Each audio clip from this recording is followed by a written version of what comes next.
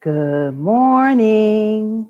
Good morning. Good morning. Good morning. I am Tamara Johnson Shealey. Good morning on this Friday, July 5th, the day after the 4th of July. I saw that online just this morning and I had to use it. But let's see who is here with me. Let's see where my trusty co-hosts are. Let's see. David's here. Let's see. Good morning, David. Good morning, Tamara. How are you? Today You like? Really, David doesn't know what to do with my American flag. What are you thinking, David? Can you hear me? yeah, I can. I think this ear plug is just not. Okay, David. David is disturbed. Like this throws him all out of whack. I can't hear myself on the when I put on that ear. David, you're Live, David. You're live. You're live, David. Okay. Did I throw you all out of whack with this American flag on this day after the 4th of July? Yeah, I'm extremely disturbed. I keep thinking of the Frederick Douglass essay, what is to the slave your 4th of July? Mm-hmm. So, because we were not free, David. We weren't free. We weren't, we were slaves, David. Absolutely. So we weren't celebrating the 4th of July. No, absolutely not. So, but I can appreciate the sentiment, and we'll just take it from there. David doesn't know what to do with this, y'all. I'm sure that a lot of people will be quite shocked. I remember when I ran for the state senate, I actually wore a American flag scarf around my neck, and I actually had some pictures, and a lady told me that I should probably take it off. And I told her no, that she didn't think that it was appropriate that I was wearing the flag. Why? Yeah. My ancestors built this country. This land is my land. Okay, yeah. You can expropriate it and turn it into its opposite. That's fair game. So yeah, absolutely. And so we actually have a guest this morning. The Rational Conservative is going to join us. He is in the lobby. We're about to bring him on. This broadcast should be quite interesting. We've been talking about him. He actually chimes in to the broadcast. He has his opinion. He is a rational conservative, is what he has coined himself. But David, before we dive into that, you wanted to pay tribute to Mr. Bruce Dixon. Yes, yeah. After I learned that Bruce Dixon, one of the leaders of there he is, one of the leaders of the Green Party here in nationally, and here in Georgia, the co-chair of the Green Party, who really brought the Green Party around to being much more responsive and attuned to the interests of Black working class people. Bruce was a real leader in Black working class politics for 40 years or so in Chicago, where he was a member of the Black Panther Party.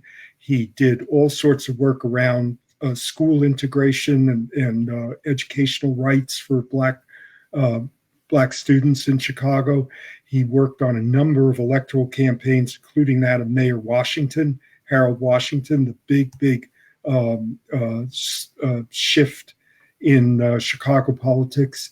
And down here, I think he was living in Marietta for about 20 years. And we really lost a really important leader.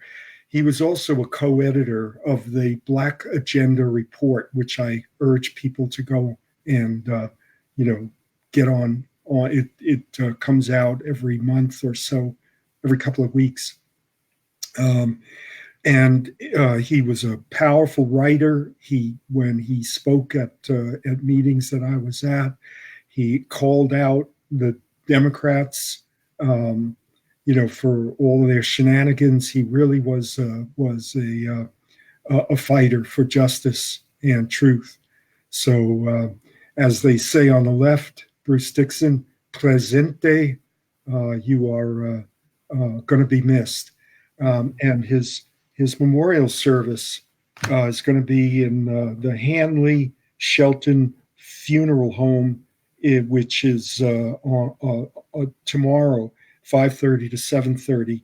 For those of you who know him, that's in Marietta, 473 Lawrence Street, Northeast Marietta, 30060. That's the Hanley Shelton Funeral Home. And so, I wanted to say that and honor him, and rest in power. Rest in power. And he will be missed. Really will be missed. Mm-hmm.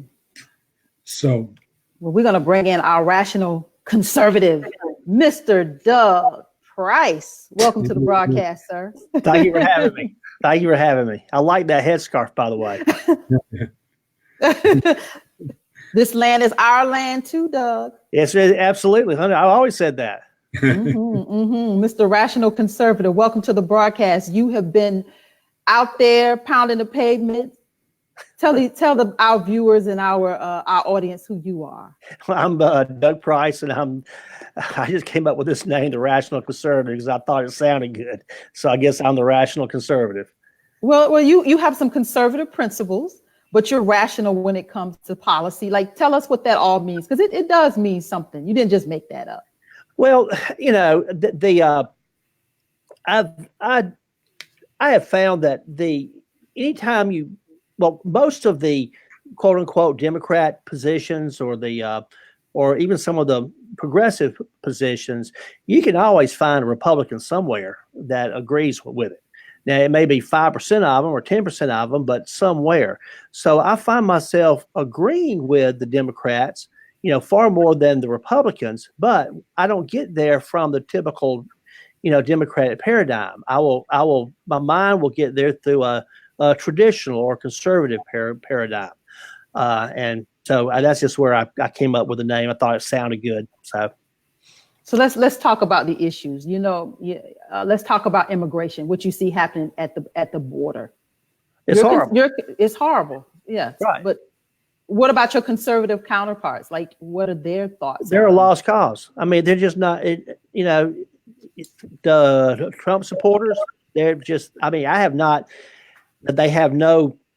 had any conversation with anybody on that side of the Republican Party that's is empathetic for it. They blame the Democrats for it. I saw Laura Bush was on TV calling it immoral. Laura Bush, that whole element of the Republican Party and the conservative side, it's just lost in the wilderness. They've lost their way. So I see stuff on Facebook from my friends my age that look like me. It's just horrible. Hey, Doug, I look like you. I know. No, not to B's point. I hear what you're saying, Doug, and I think that's really a very important consideration, because it seems like the idea of losing their way morally, it's like Trump has scrambled the moral compass for a number of people, who are backing him without really thinking about what they're doing to themselves when their reaction to this kind of oppression is just kind of strips them of their human connection, and I wonder how much of that spills over into their other relationships, if you know what I mean. When you can dehumanize one group of people, you can, it's not too many steps to do that with, you know, a number of other people, you know, categories of people beyond just the, and even Trump calling people illegals, you know, is another thing. That in itself is sets up a whole set of conditions. Anyway, I'll shut up. Well, I would just say that the moral compass was already scrambled, or else you wouldn't have Trump in the first place. Yeah. I was listening to some old George Wallace speeches on YouTube. He makes George Wallace look rational. Yeah. It's just bad. And I saw this morning Newt Gingrich had a thing on, some kind of, I don't know whether it was on I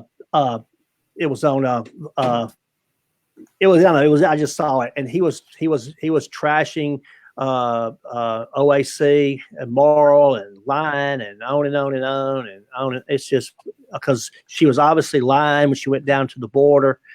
You know, it's just a lost cause. And we were all talking not long ago and about how do you reach these people. And I said, you just can't. You got to let them die off.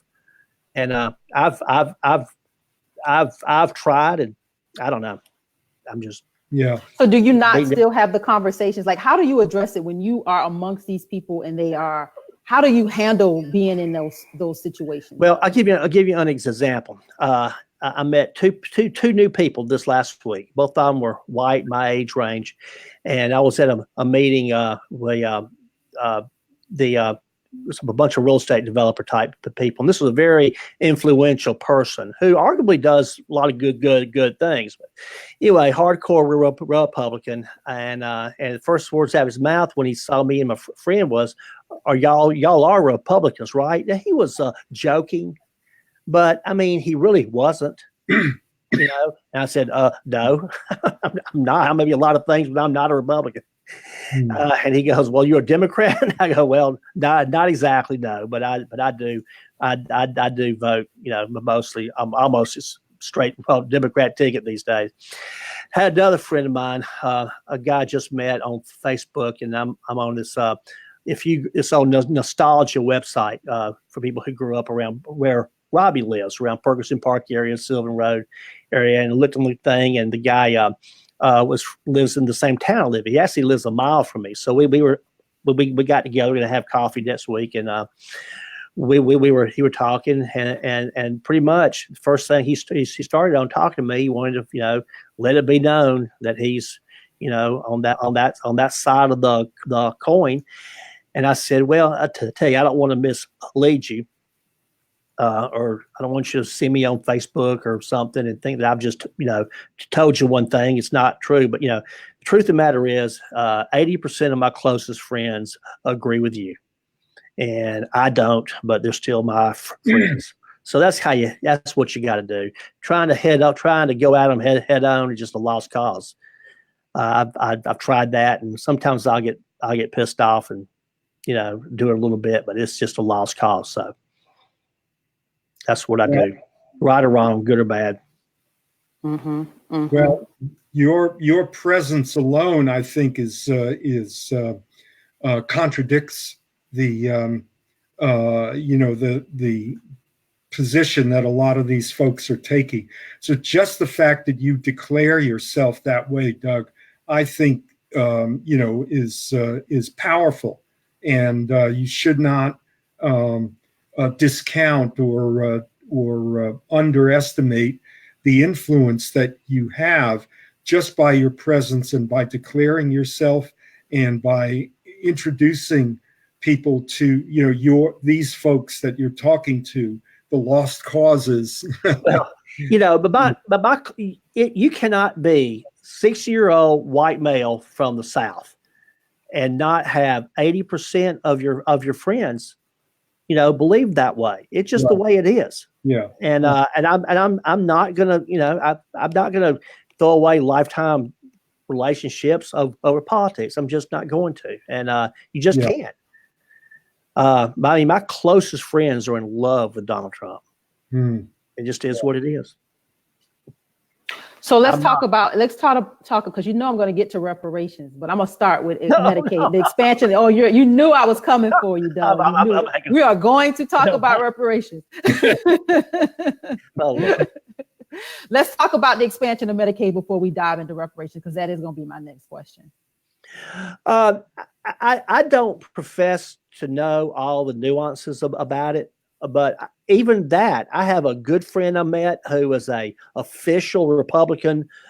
He was a county commissioner, Jasper County, Georgia, Monticello. If you remember my office in Covington, it's about 25 miles southwest of where we were at.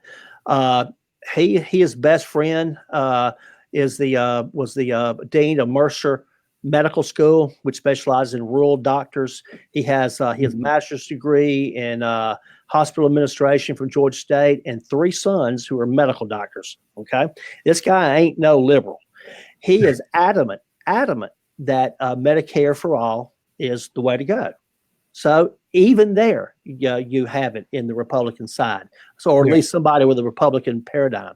I mean, you look at the back during the 2008 or whenever it was, well, I think it was 2012 when Mitt Romney ran. But when they were first talking about Obamacare, Affordable Care Act, whatever they did up in Massachusetts when Mitt Romney was there was similar. The Heritage Foundation came out with this stance that they wanted universal health care, and their belief was, or what they positioned it from a conservative point of view, it's not fair to everybody else to have to pay for the medical care of people who don't have health insurance. So let's just have it for everybody and charge them for it in some form or fashion.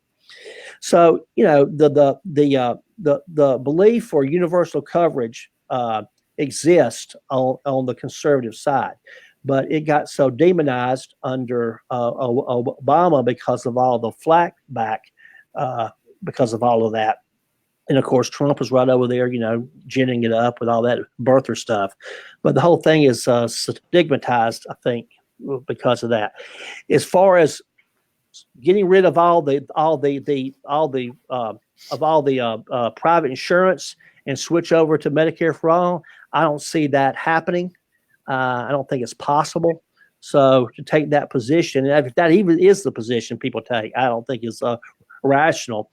But to build on the Affordable Care Act and have a universal system that's similar or close to what Medicare is, I think is the way to go, and it makes economic sense. This is not just some feel-good liberal, we're going to save the world thing. Everything that I think through is what makes economic sense, and it makes economic sense. Reparations, Doug. I'm for it. You knew I was coming for that. I know. Listen, it is a fact that, well, let me say this first. When you look at the case being made for reparations, the fact of the matter is that all that stuff is true. I mean, every bit of it is true, and it's bad. It's horrible. And what are we going to do about it? Nothing. I just don't see it. We're paying today for what we didn't do a long time ago. The fact of the matter, and the other fact of the matter is that 80% to 90% of the white people are absolutely dead set against it. They just get upset and angry when you even mention it. But with enough education and prodding, we could probably get that down, and only 75% are against it. I don't see it. So tell me why you think they are against it when you just said yourself that this is true. Every bit of it is true. You could write 5 dissertations trying to explain that. Because it's race-based, let's call it out. Like, is it because these people were black? Some of it is. But I got black friends that are against it also. And it's not my play. I'm uncomfortable making a big stand about it. I know I watch Egberto a lot these days, and I really like him. And one thing that he was talking about when he said that when he hears these Democrat candidates talking about reparations, he just turns it off and doesn't pay any attention to it because it's not credible. They just run their mouth, pandering. We're not going to do anything. So if I talk about it, it concerns me that my black friends, my black clients say, well, who's he trying to impress? Running his mouth about reparations. So I'm very sensitive to it. And for me to make some big statement about some big opinion on how it should all be done, I just don't think that I even have a clue to go there.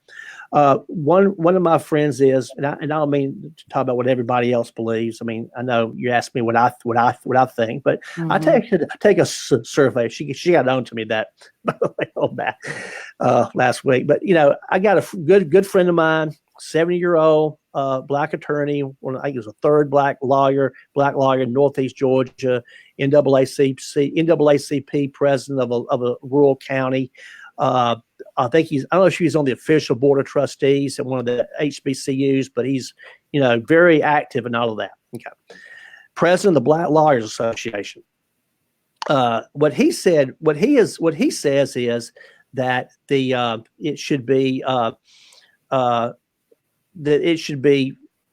money earmarked to make up for or to fix, to the extent possible, the income inequality and the access that the black community doesn't have compared to the white community. Even Rush Limbaugh, of all people, said, talking about income inequalities, talking about the problem is not redistribution of wealth. The problem is not wealth inequality, or the answer. The answer is not the unequal.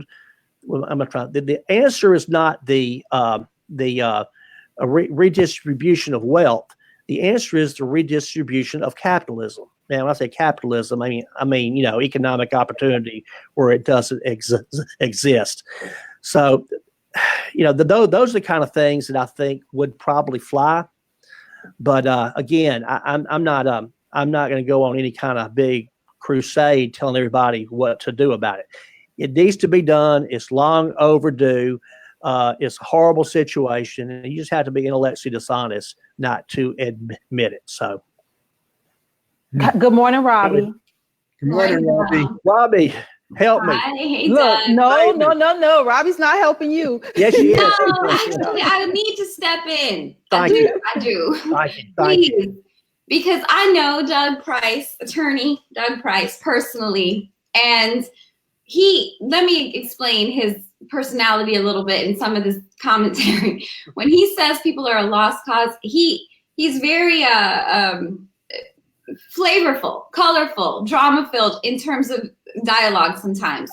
I don't believe you think people are truly a lost cause, Doug, because a lot of the things you would do in action just don't coincide with that. Now, I will give you an example that helps explain why he's saying the things he's saying. I have presented legal matters to Doug, like, hey, I have folks in these situations. When we had the community center, Doug was super helpful, came in donating printers. He helped seniors with their tax assessments, people their tax liens were being bought, all of this. And sometimes I would say, look at these records, these tax records. I don't understand them. What's happening here? What's happening in this transaction? And his response from a legal perspective was, he would say, this is horseshit. And I'm like, well, what does that mean? Squirrel shit. So to some degree, when I hear him say it's a lost cause, I know him well enough to know what he means. Okay, so let me reinterpret what I think I hear you saying. So Doug says one thing, but then he does something else. Well, I think he's just look at us talking about you out loud, Doug. No. What I think it is that it's a Southern trait where his characterization of something like lost cause, I'm not going to reach them with logic. I'm going to handle this, which actually in studies, if you look at, and I've made these mistakes myself, if you look at how to address people, I used to present logic. This is logical. But that's not how we operate. And ironically, people, countries, agencies, organizations, this is all the same. So when a person is offended, it's the same as a country being offended. So he's accurate in the sense that it's a lost cause coming from logic. Now, being strategic about it, understanding that this person, agency, organization, country is, therefore, I will address this in a way that it can be heard, right? Because I'm goal oriented. That is, in my opinion, what Doug is saying when he says this transaction, which is legally unethical and horrible and shouldn't have happened to people, is quote unquote horseshit. But he still goes ahead and does what needs to be done for that person in that legal matter. So Just what we call still goes ahead from his own perspective and does what needs to be done, with whether they're his friends from the South or whether they're his attorney friends who are Black and white or investors. He just does it in a way that probably is more effective than, what the average. Yeah, what we in everyone in general would be like, well, why can't I just say such and such? Well, we can, but will that work? Okay, well, let me tell you what this is called. This is called caping. There's this thing online, and I've kind of followed these people that have these terminology. This is called caping, where you're diving in to try to save Doug from himself. Doug said what he said. Doug meant what he meant, and I'm going to take Doug at face value. This is what Doug said. Doug said these people are a lost cause. I believe when Doug says these people are a lost cause. Well, let me say that you're not. I lived with one. I lived with an old lady named Miss Bean when I got to Atlanta. Miss Bean called Yankees a rare breed, a different breed. They are. Okay, I'm a New Yorker. Miss Bean would leave me vegetables in her kitchen when I would get off of work. She did. She liked you, Robbie. That doesn't mean she didn't like you. Well, it doesn't mean that she couldn't see some value to some degree. It doesn't mean I couldn't coexist with her, and her son and her daughter, who would be at this table that at times they would. She liked you, Robbie, but she was, and technically overall, she might have been a lost cause. Anybody who doesn't like Robbie's got a problem. She didn't insult me every now and then, and her family, because they would. I would wear, shirts that only had lighter shirts, a little more progressive. Her daughter one time said I was wearing my night gown to the table or something, right in front of me. But it was when she would get upset when I didn't want to wash my lawn. Go ahead. She sounds like she was a lost cause, but she liked you. She might have halfway liked you. Let's bring it back to Doug. I still have to bring it back to Doug. Let me tell you what I mean by lost cause is this, and I I'm not a professional talking head here. I'm not like somebody who comes on these kind of shows and talks this stuff on a regular basis at all. But what I mean by is this: when statistically, well, I've only been involved in politics one time on an official level. A friend of mine ran for Congress. He was in the 10th district against Jody Heiss, by the way, and we've talked about that before. And he was a 7-year-old Black man, first Black lawyer in Northeast Georgia, and the first African American to make the roster of the Georgia Bulldogs, by the way. In fact, the day he made the roster, the Ku Klux Klan left death threats on his home phone, and his father died the same day. Anyway, good friend of mine, very conservative, older Black person who's a lifetime Democrat. We were faced with how to handle his talking points and all. So he asked me to help rewrite his platform. It's kind of like that line we joke about this, but it's kind of that line in A Time to Kill when when Samuel Jackson tells Matthew McConaughey, "You're my lawyer because you're really one of them." You know how they think. So what I did was I transcribed word for word about 3 of the Republican runoff debates. Okay. And I got me a yellow magic marker and a red pen, and I circled everything. And I Doug, you got to bring it home. We got Egberto in the lobby. Bring it home. What can we agree with? What can we agree? What can we not agree with? And we put it all together, and we got it conservative about the same thing. And all it did was just upset everybody and the Democrats, and we didn't change anybody's mind. And the point, what I was leading up to is the point is that we were told point blank, you got to not even try to waste your resources trying to convert the 40-year-old white male on this stuff. Statistically, you just can't move the needle that far. This is straight verbatim from the top of the Democratic Party who came down and told us that. So that's what I mean by a lost cause. Not lost cause in a moral sense or anything. You can change your mind somewhat. So lost cause means just what you said. Lost cause. Robbie, there was a comment in the comment section. She didn't put it on this page, but she said that lady, she liked you, but not all people of color. Bring more Africans in there and you'll get it. That's what someone said. Let's bring Egberto. Doug, I want to thank you for being on the broadcast. You have to come back. I'm going to invite more white people. If there's some white people out there that are allies that want to come on this broadcast, please come on. Doug will be back. We're going to continue to have these rational, conservative conversations. All right. Thank you, Doug. All right. Thank you, Doug. You take care. Egberto is in the lobby. I just want to say that Doug is one of the most thoughtful people that I have really ever encountered. He does not talk off the top of his head. He really has a really thoughtful presence. Every time I hear him say something, it's both honest and direct and thought out from his own experience. Sorry, Egberto, didn't mean. Good morning, Egberto. Welcome to the broadcast. We got to greet our guests, y'all. Good morning. Good morning, Robbie, David, and Tamara. How are you guys doing this morning? I kind of chimed in and it seemed like I got into a fire's den or something. I think we're all lost causes, Egberto. Don't worry about it.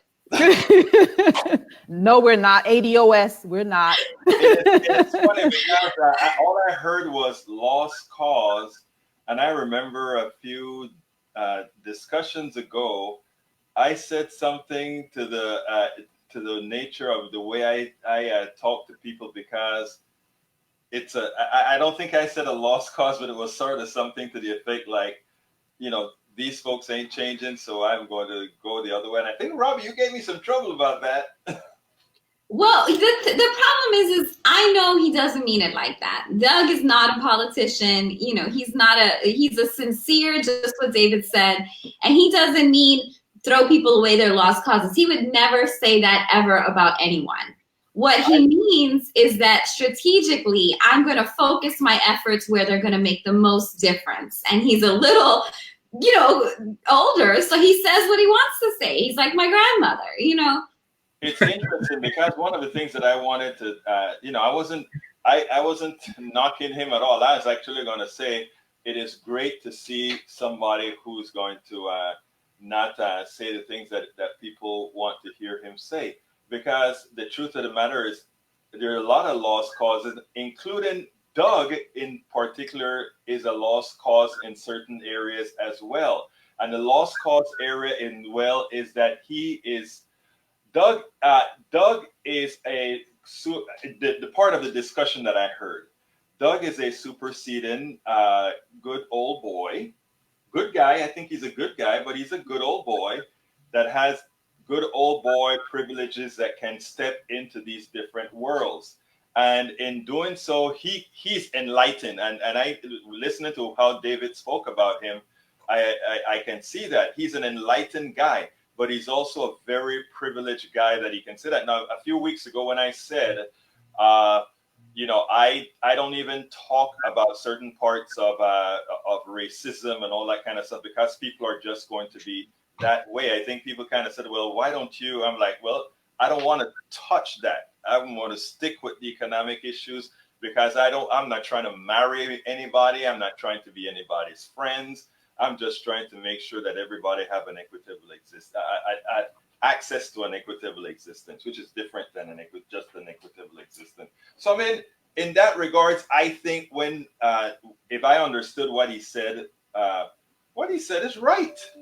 And it applies to him as well. I don't know, because see, this is where we have to get truly beyond what people look like and what they actually do in action, and understand the hierarchies, right? Take them into account. And really, if you talk about economics, you're talking about race. It's virtually impossible to truly separate them. So let me give you a background. Doug grew up around white flight, okay? Doug is the type of economic or grew up in an economic sphere where they could not keep up with the Joneses, who were Black in that area, right? So he could not leave with the white flight to some degree economically. He had lost his father. You didn't notice it, but Doug has a speech impediment. So Doug actually used to be a tire salesman for years. That's where he learned sales. When he first went to law school, they told him, don't waste your time. No lawyer can have a speech impediment. But he went to law school anyway. Ironically, who does Doug really work for? Where does he make the bulk of his business? With a Black developer, a Latina real estate agent. The people that he works with real estate wise and helps empower in home ownership are people of color. Why? He can go in these privileged spheres, but he certainly is not part of that elite. That's not who he is, nor does he pretend to be. He can't do Invest Atlanta loans. He can't do Atlanta Housing Authority grants. That is a controlled sphere that he will never have access to, ever. So it's interesting what the perception is, but what the reality is. And that certainly impacts economics and race, especially when it comes to home ownership. And you know why that is also so important? Because let's say I had the same exact background that Doug had, but being the Black Latino that I am, Caribbean as well, I want to always put that in there, I would not have had the same opportunity that he has with you and with working with the other Black lawyers. And so I think it is important that we also see that, and I think it is important that Doug understands that. And that's agreed, Egberto. That's why I have such an appreciation for Doug, because he does understand that. He does acknowledge that. He verbally states it with no apologies, and it is what it is. And he puts into action what he thinks is ideal to rectify that as best as he can. That's why he walked in with a not a single individual printer, but a corporate printer to a center and donated it. That's why he donated his time pro bono to the seniors in our community who needed help when their tax liens were being bought. That's why he does those things when I call him and say, hey, this nonprofit needs help because of such and such. And he writes those letters at no cost over and over and over. So okay, before let's kind of put a pin in that, because I think Doug is still here. We'll bring Doug back in if he wants to come back in. Give me a nod, Doug, if you want to come back in and talk. He does. So Egberto, give us a update nationally. What is happening in this country of ours on the day after 4th of July? Well, I put in a request on my Facebook page on the 4th of July, and 4th of July. 4th of July. Okay. Y-O-U. 4th of July. On the 4th of July, I went ahead and asked and begged all my followers not to watch an ounce of TV where Trump was on, because we wanted to make sure that he had no bragging rights to say, look at what the ratings were on TV. And likewise, I begged them to go out there. And a lot of my friends didn't want to celebrate the 4th because they were so down. And I said, no, go out there and celebrate the 4th and be happy. America is not how it was founded or what it is, but what we who live here are making it to be.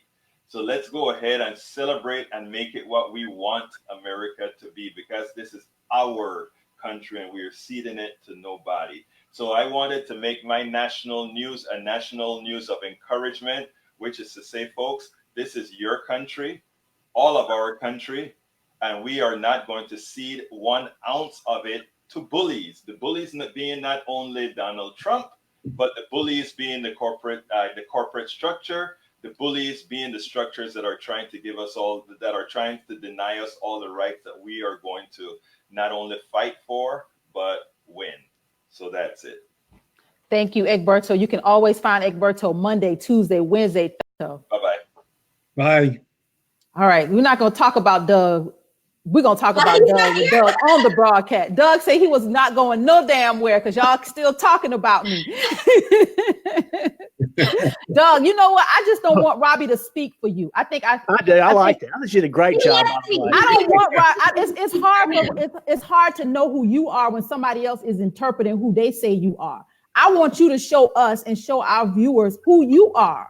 Who is this rational conservative? Who are you? Robbie just caping for you all over the place. I'm a friend of Robbie Caban's. That's not a good answer. I'm a friend of Tamara Shealey. Maybe this is cultural. Like when you are friends with somebody and you respect and care for them, you're like, did he just say people were lost? I know he doesn't believe that. Let's clarify. But he does believe it because he said it. Doug has said this a million times. No, but he doesn't. Go ahead. He does mean it, Robbie. Some people, you got to just let them die off. It's like the same. He just gave us. He gave an example earlier of somebody who said something, but they meant it, but didn't mean it. Doug is doing the exact same thing. Doug is saying something he actually does mean, and I believe you, Doug. Some of these people are just so old and so set in their ways. Hell yeah, they got to die off. They got to just die off. Well, I was saying we're not going to change their mind. I was just saying that to be, provocative. No, you're telling the truth. You're like, I want to tell the truth, but I don't want to tell the truth. That was a direct quote from Oprah Winfrey. That's where I got it from. But is it yours? But is it? I mean, do you said it, Doug? Well, do you mean that we're not going to reach them mentally? So let's focus our energies on more fruitful pastures. That's probably how Oprah said. That's what I meant. Yeah, that was really. You can't have the Super Soul Sunday show talking about essence and the soul of people and say these people just need to die off. Right. It's not congruent with the mentality. Right. That's what I meant. That's correct. That's right. And I really am not. I don't even know what I've heard of caping sort of when you explained it. But I like it, by the way. Again, I think this discussion is so valuable because we really need to get past physical appearances. And frankly, we're not even honoring what our own ancestors and the best spiritual teachers have said. I know. So we have a comment. Let me read this comment before you guys jump in. She says, Monique James, yes, let Doug talk for himself and tell the truth. Oprah did say the same thing. But Doug, they want to hear who you are. They don't want Robbie to explain who the rational conservative is. Just be who you are and stand tall and stand in it. I want Robbie to do it for me. No, it's like you want somebody to take the bullet. Like, now that's kind of white of you, Doug. And I love you. Let Robbie take the bullet for you. No, Robbie takes her own bullets. Robbie got her own bullets being shot at her. She doesn't need to take your bullets. But let me just tell you who writes my cease and desist when those bullets come. I got five. We got your back. We got your back. This for me when those bullets come. That's right. I got like 5 of them in my iPhone and pop them out. I went down to the jail and I got a bond already set for her. She gets arrested. I can just sign herself in and out. Every time I'm in a protest, I get a text from my mentor and who I consider family, Doug. Let me know if I need to come bail you out, and I appreciate that. So I will always have his back. Okay, so well, let me tell you what the audience. So we got another comment. Monique James says Robbie is great PR, but Doug is right there. Doug, please speak for yourself. Be your own man. Robbie doesn't need to take this. She doesn't need to interpret for you. She doesn't need to explain. Go ahead and stop caping, Robbie. I've been. Listen, I know I look like Mike Pence. I get that. You look at. I thought you said Joe Biden. Well, yeah, that's because it's current in the news. Yeah, I'm like Joe Biden. I'm across. I don't look like a liberal, and that's the first thing Robbie told me when she met me. She said, "You don't look like a liberal, or you don't sound like a liberal." And I'm really not, but I do have a lot of beliefs that are right in line with that stuff. But I've lost. So what makes you conservative, Doug? Since you walk this fine line of. What makes you conservative? I had somebody, one of my friends told me, he said, nobody can talk out of both sides of the mouth better than Doug Price.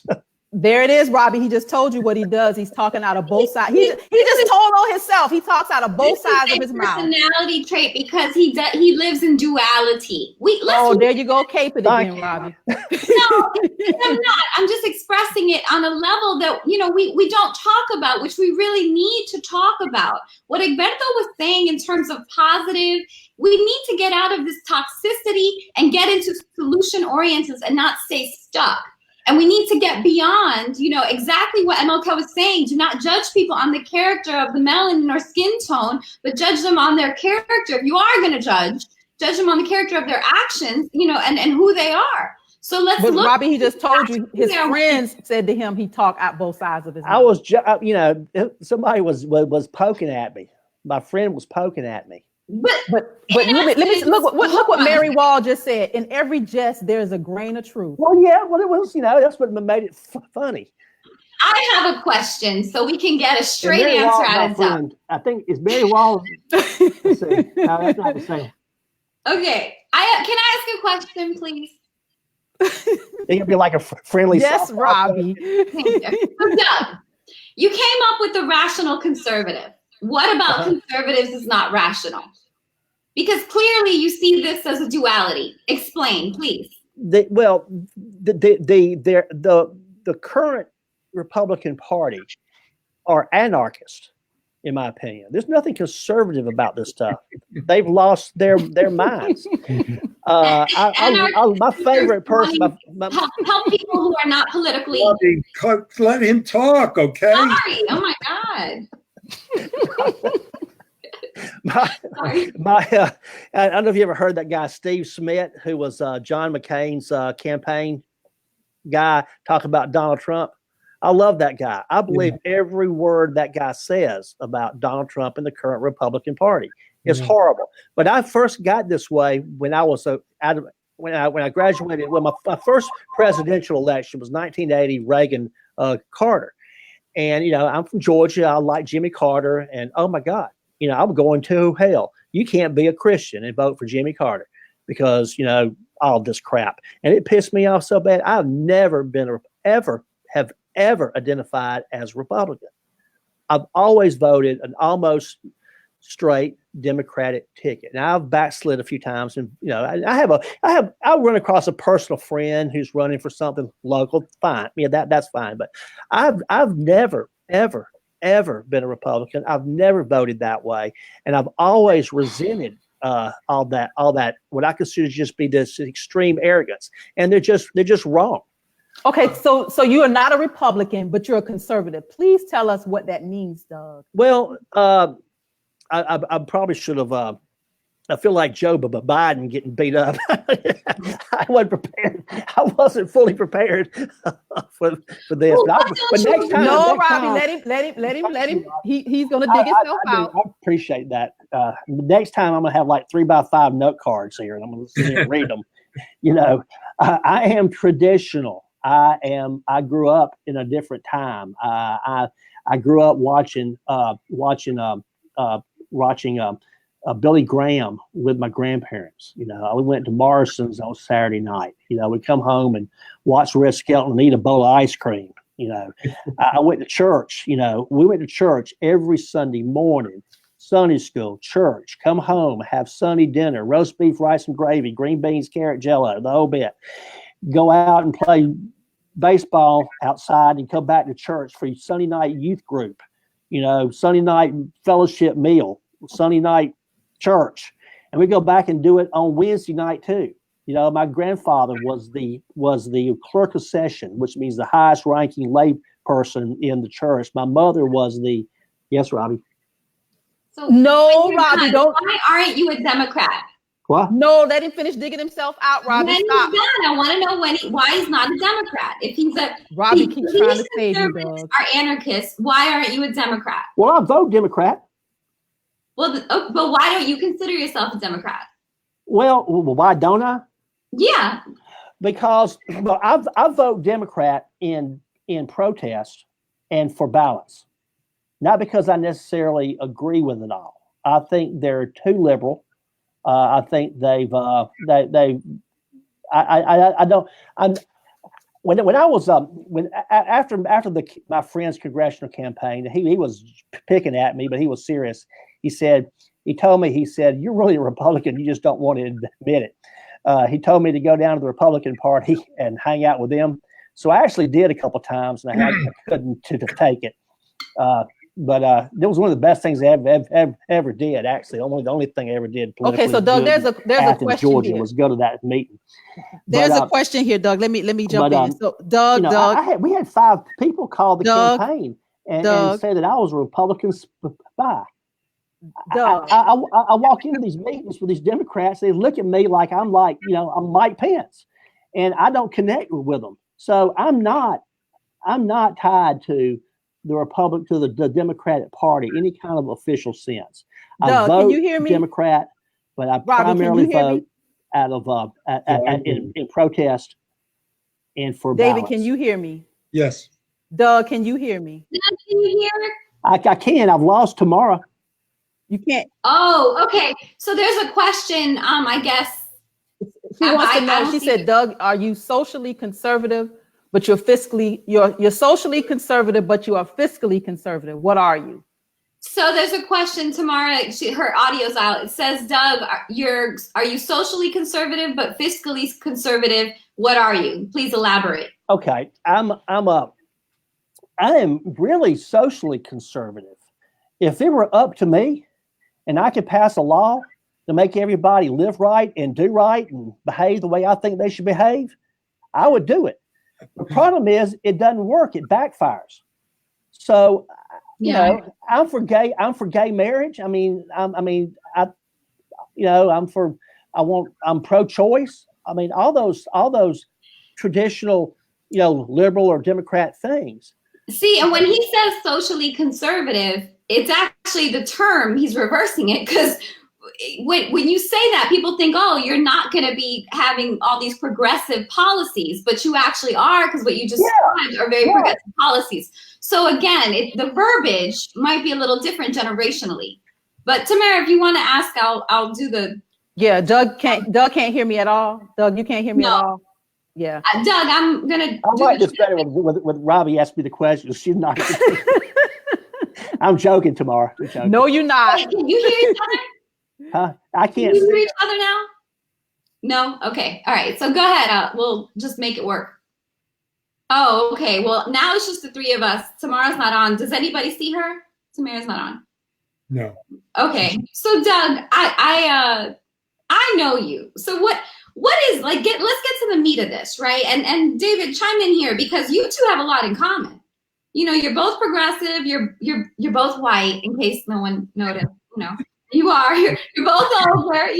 David. You're both. We're the 2 old white guys. I get it. You're both highly educated, right? So what do you see? I mean, the rational conservative. He's already explained. Okay, the Republican Party has gone off the rails. They're anarchists. They're not rational. So therefore, I'm a rational conservative. But you're not a Democrat, even though you subscribe to social liberal policies. So economically, where are we at? Because that was the question. They wanted, are you economically fiscal? Is that why you lean toward conservatism? What is it? I think I'm just traditional. I think I'm culturally conservative. I come from that. I'm everybody I know you've heard the term people that are call themselves culturally Catholic, even though they're not necessarily Catholic, but they're culturally Catholic. Well, I'm culturally conservative because all my family, everybody I grew up with thinks that way, and I'm part of that. Mm-hmm. I get along with them fine one-on-one, but when it comes to this, I just fundamentally disagree. I think they're wrong. And my close friends, I pick back at them, tell them they're wrong, and we argue and all that. But they're my friends. Right. And then elaborate. They're wrong about what? About everything. Everything. Okay, so they're Trump fans. They think we shouldn't have reparations. They don't believe in gay marriage. They believe they're for anti-abortion. Is that what we're talking about? Well, but my friends aren't that. My friends aren't socially conservative like that. I'm probably more socially conservative than they are. Again, if I could pass laws to make everybody behave I would, but it backfires. It doesn't work. And I'm glad this is coming up, because that's really where we're at in terms of politics. You know, when I listen to you, David, and all the information you have, and I listen to someone like Doug who has the exposure to groups of people that we need to get to, we need to understand where people are at and where we're going, right? Otherwise, what's the point of all this? Yeah. David, can you hear me? Yes, I can. Robbie, you can hear me. Doug, can you hear me? Yes. Okay, good. So Doug, you know what? This is what I think, and this is me kind of summing you up. I think this is you being the rational conservative. I wrote 3 words on my paper. It's a safe place for you. It's a safe place. I think you have found safety in being this in this environment that you have to. I guess this is your world, and it's safe for you to say you're the rational conservative. Well, I mean, I guess. I mean, what else would I say? I mean, I don't think that because who you say you are, and then what you're showing us. I don't think that Doug has taken a safe road in anything that he's done. He doesn't even have to be here. I think he's taken a lot of risks, and I haven't been able to say. So why won't he say? Why does he say he's a? And this is me and you, David. So why won't Doug say that I'm more liberal than I am conservative? I am conservative. Okay, well, let me say. But you call yourself the rational conservative, like you're holding on to this conservatism because it's traditionalism for you. That's what I said. I'm traditional. So you're traditional. You're not conservative. Why don't you use that word instead of saying you're conservative? It's like you're trying to hold on to me. It's kind of like what David talks about, how in this privilege inside of this world, you're still trying to hold on. So call himself the rational traditional. The whole tradition. Why conservative? Because there's nothing about him that's conservative. We have to get out of this duality. Nothing works anymore with either or. Okay, we're not straight and gay anymore. We're not. We're queer, LGBTQ, whatever. You know, we're black, white, gray. We are all over, and we have to get out of living in these dualities. They don't work anymore. They're old concepts. Okay, nobody's just a virgin or a whore.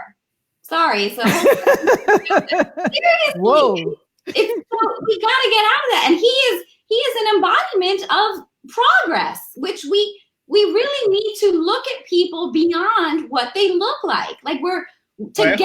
We're reasonable. I think that there's something going on here. That for me makes a whole lot of sense out of what Doug is saying and doing. Doug is not giving up privilege, white race privilege. He's repudiated it, and that's a very different thing. That's why I say that he's really taken risks, because by the things that you said in the background that you presented. Doug has provided, and you know, I'll give you the last minute to say this. Doug has provided information and access to African Americans in a way that he actually is creating equality in using his legal skills. And that is very different from simply saying, "Oh, I have white privilege, and therefore I'm going to give." I'm going to give it up. He's actually doing things that create equality, equal access, and so I'm humbled by that. You know, I don't think that I've been able to contribute as much to fighting for equality. With all of my noise, you know, as Doug and people who are in a position like Doug are able to do. So, you know, that's my hats off to you, Doug. So, Doug, we're going to give you like the fact. We're at the top of the hour, Doug. It's one question, and just make it really quick because we're definitely gonna have you back. I know you are an ally. I love you dearly. That's why you're on this broadcast. Robbie loves you dearly. Love you too. I know. So we know we know who you are. Be like a tonic, and now I got you like a double tonic, man. I want the Black Panthers, man, just to be your favorite white guy, man. Other than David, of course. Okay, so David was here first. I mean, I get it. So here's the question. Make it really quick if you can. What are the risks, Doug? She says, what are the risks that Doug is taking? What are the risks that you're taking? I'm not taking any risks. Listen, I don't care what these people think. I can piss off every white person in the state of Georgia. It don't matter. I don't care. I don't care. So I'm not taking any risk with that. The only risk you are taking risk if you're pissing off white people. No, I don't care. No, I'm fine. I don't care. Okay, on that note, we're at the top of the hour. This broadcast was exactly what I thought it was going to be, having the rational conservative on. He will definitely next time. I feel like Joe Biden, man, getting beat up by I wasn't prepared for this. This is very healthy and helpful. Thank you for using your privilege in a way that's useful. Thank you very much, Robbie. I like Robbie's my help. You can cart for me anytime. Never heard that term before, but I like it. I am Tamara Johnson Shealey. Yes, you are. You can find me at TamaraForGeorgia.com. You can find Mr. Egberto Willies at PoliticsDoneRight.com. I'm a big Egberto fan, by the way. You can find Mr. David Slavin at Acknowledge the Divide right here on Facebook. You can find Ms. Robbie Caban at the MPU Resident Public Forum. We will be back next Friday. We are definitely going to have Mr. Doug Price back, y'all. This conversation has a long way to go. So I want to thank you for tuning in. Thank you. It reminds me of Rocky, Apollo Creed and the Statue of Liberty lady when he came out. How about the Statue of Liberty with those chains around her ankle that was meant for slavery? Next time. You do that. Yeah, we're going to get into that the next time. Yeah, ADOS all day. So you guys have a good afternoon. We'll see you next Friday right here on this broadcast. Bruce Dixon, presente, and